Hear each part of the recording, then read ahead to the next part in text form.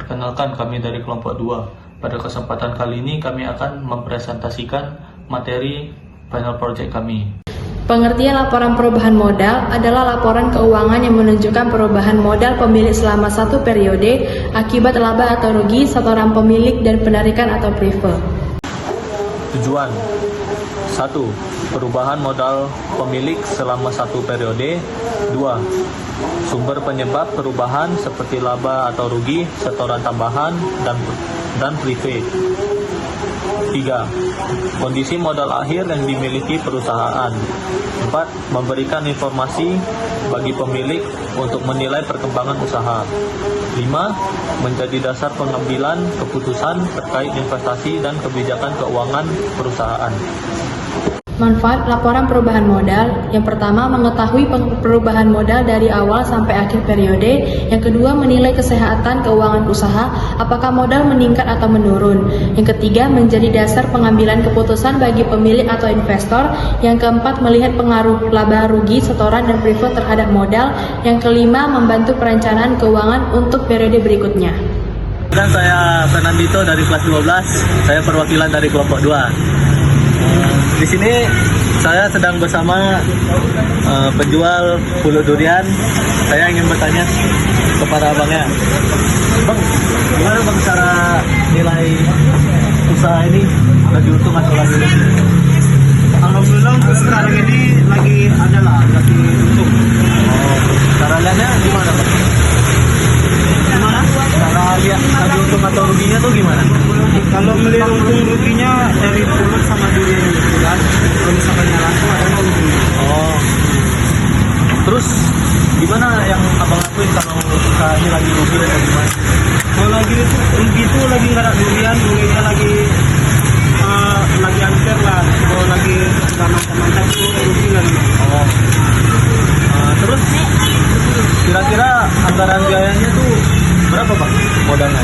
Kalau untuk modal adalah sekitaran 10 juta. 10 juta. Itu per berapa hari, per bulan atau per minggu gitu bang? Kalau per hari itu 10 juta modal. 10 juta juga ya? 15.000 doang. Terus gimana cara abang biar biaya itu tuh efisien bang? Supaya apa? Biar efisien kegunain semua, biar tidak rugi gitu gimana? Ya itu biasanya kan tergantung tokonya juga ya. Oh, tergantung mesinnya juga ya? Iya. Oh. Dia yang menghandle semuanya. Terus misalnya nih transaksinya lagi untung atau rugi, abang tulisnya manual atau pakai aplikasi gitu? Manual aja. Oh, manual aja ya? Dapat dua bang. Nah, terus kira-kira cadangan modal nih, misalnya terjadi rugi, itu kira-kira berapa bang? Kalau rugi ya nggak parah banyak lah. Yang penting masih bisa lah dia. Oh, oke deh, gitu aja bang. Oke bang. Sekian dari saya, terima kasih pak. Berikut hasil video observasi kami, silakan menonton. Di jurnal umum, kami mencatat seluruh transaksi usaha pulut durian selama bulan Oktober 2025. Pada tanggal 1 Oktober, kas debit 15 juta, peralatan gerobak debit 5 juta, modal pemilik kredit 20 juta. Pada tanggal 2 Oktober, beban pokok penjualan 10 juta debit, kas kredit 9.500.000, utang usaha kredit 500.000. Pada tanggal 30 Oktober, kas debit 15 juta, pendapatan penjualan kredit 15 juta. Pada tanggal 31 Oktober, beban lain-lain debit 500, kas 500. Bagian buku besar, misalkan ada kas, peralatan, utang usaha, modal pemilik, pendapatan penjualan, beban pokok penjualan, beban lain-lain memiliki struktur yang sama.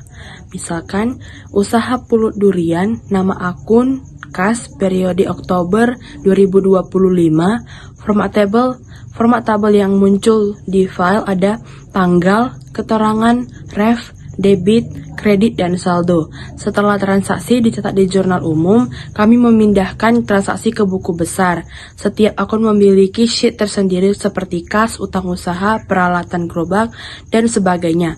Di buku besar ini terlihat pergerakan saldo setiap akun.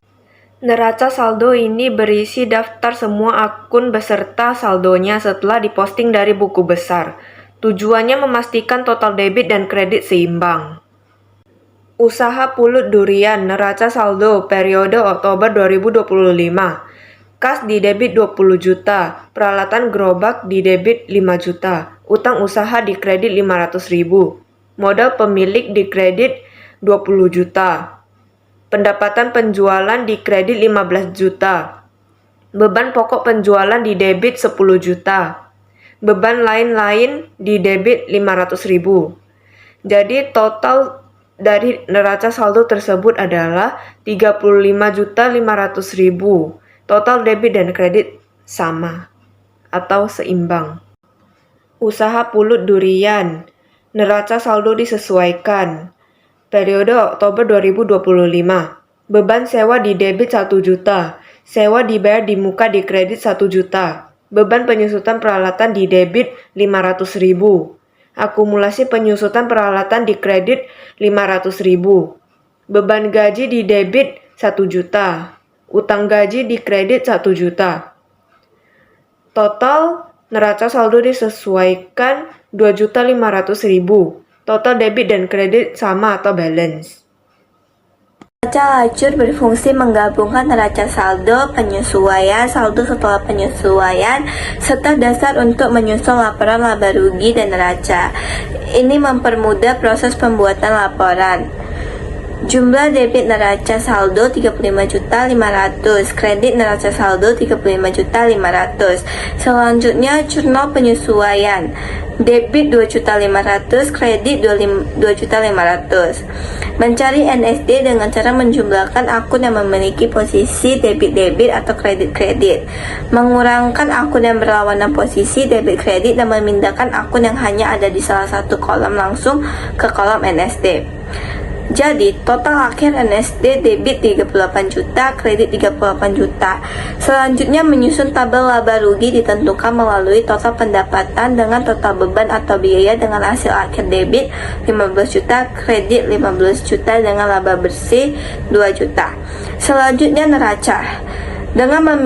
Dengan memindahkan akun-akun real, aset kewajiban modal dengan saldo akhir debit 25 juta, kredit 25 juta dengan laba bersih 2 juta. Laporan laba rugi usaha Pulut Durian periode Oktober 2025. Pendapatan penjualan 15 juta diambil dari neraca saldo. B. Harga pokok penjualan. Beban pokok penjualan 10 juta diambil dari neraca saldo. Lalu mencari laba kotor, yaitu dengan mengurangi pendapatan dan harga pokok tersebut. 15 juta dikurangi dengan 10 juta, maka hasil laba kotor tersebut menjadi 5 juta. C. Beban operasional. Beban lain-lain 500.000 diambil dari neraca saldo. Beban penyusutan peralatan 500.000 diambil dari jurnal penyesuaian. Beban perlengkapan 50.000 diambil dari JP. Cara mencari beban yaitu menjumlahkan semua yang termasuk beban operasional tersebut, yaitu 500.000 ditambah 500.000 ditambah 50.000. Jadi hasil total beban menjadi 1.050.000. Lalu mencari laba bersih dengan mengurangi laba kotor dengan total beban operasional tersebut, yaitu 5 juta dikurangi 1.050.000. Jadi total laba bersih tersebut yaitu 3.950.000. Laporan perubahan modal. Di laporan ini terlihat perubahan modal pemilik akibat laba dan prive. Laporan neraca usaha Pulut Durian periode Oktober 2025. Aset atau harta. A. Aset lancar. Kas 20 juta diambil dari buku besar. Perlengkapan 50 juta. Cara menghitung total aset lancar yaitu dengan menjumlahkan kas dan perlengkapan tersebut menjadi 20.050.000. B. Aset tetap. Peralatan gerobak 5 juta dari buku besar. Akumulasi penyusutan peralatan 500.000. Cara menghitungnya itu nilai buku besar dan dijumlahkan oleh akumulasi penyusutan peralatan tersebut 5 juta ditambah 500 menjadi 5.500.000. Lalu mencari total aset dengan menjumlahkan total aset lancar dan nilai buku peralatan 20 juta 50.000 ditambah 5.500.000 menjadi 25.550.000. Kewajiban dan ekuitas. A. Kewajiban utang. Utang usaha 500.000 diambil dari neraca saldo, lalu total kewajiban yaitu 500.000. B. Ekuitas modal. Modal awal yaitu 20 juta diambil dari buku besar, laba bersih 3.950.000 diambil dari laporan laba rugi yang dibuat sebelumnya. Cara mencari modal akhir yaitu dengan menjumlahkan modal awal dan laba bersih tersebut 20 juta ditambah 3.950.000 menjadi 23.950.000. Lalu mencari total kewajiban ekuitas tersebut dengan menjumlahkan total kewajiban dan modal akhir tersebut 500.000 ditambah 23.950.000 menjadi 24.450.000. Kesimpulannya, jadi file ini berisi seluruh proses siklus akuntansi, mulai dari mencatat transaksi di jurnal umum, memposting ke buku besar, menyusun neraca saldo, membuat penyesuaian, menyusun rencana rajur, hingga menyusun laporan keuangan yang terdiri dari laporan laba rugi, perubahan modal, dan neraca. Semua data ini dibuat untuk usaha Pulut Durian selama bulan Oktober 2025.